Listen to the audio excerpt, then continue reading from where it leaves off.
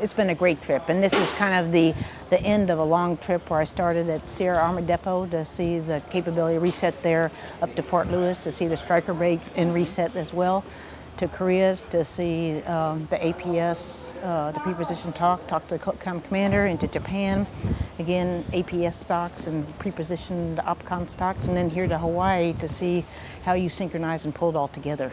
So it's been a right exciting and whirlwind tour.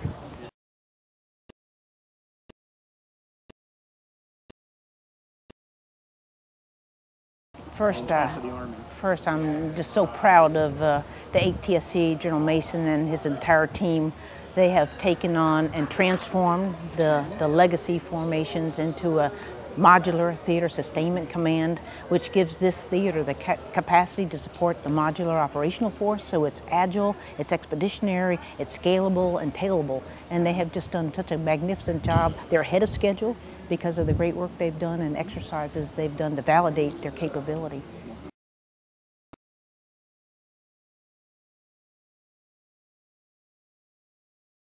Actually, it's an exciting time to be with AMC as the Chief of Staff and our Secretary work to adapt the institutional piece of our Army, of which AMC is part of that.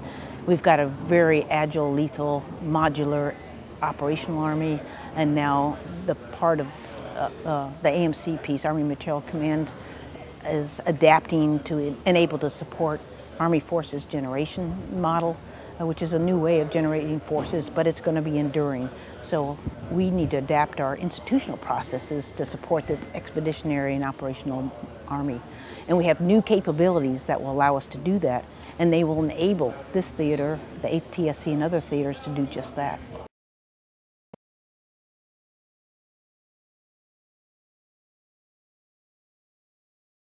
New capabilities. Just 3 years ago, we didn't have Army Contracting Command. That's been stood up, and now we're forming the Contracting Support Brigades. The Army Sustainment Command is relatively new, only 4 years since its inception, and now we have fielded Army Field Support Brigades across the Army, lined up with each of the COCOM commanders. Surface Deployment and Distribution Command did not used to be part of Army Materiel Command, and now it's assigned to AMC, OPCON to TRANSCOM.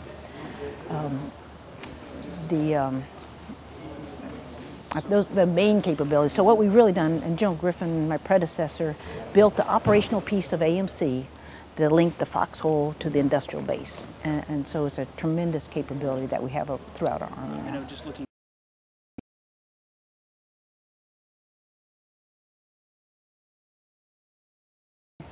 I like to think of them as opportunities because I do believe right now we have a tremendous opportunity to transform the transform the institutional piece of our Army. And for us, that's the material enterprise. And so that's a huge partnership with Army Materiel Command and the assault community. So we're linking those who procure items, do the testing with the community that sustains it. And so the opportunities for us to collaborate and create efficiencies back for the big Army so the Chief and the Secretary can make decisions on how to invest the savings created from those efficiencies in order to rebalance the Army is exciting to me, and I think we have huge opportunities there.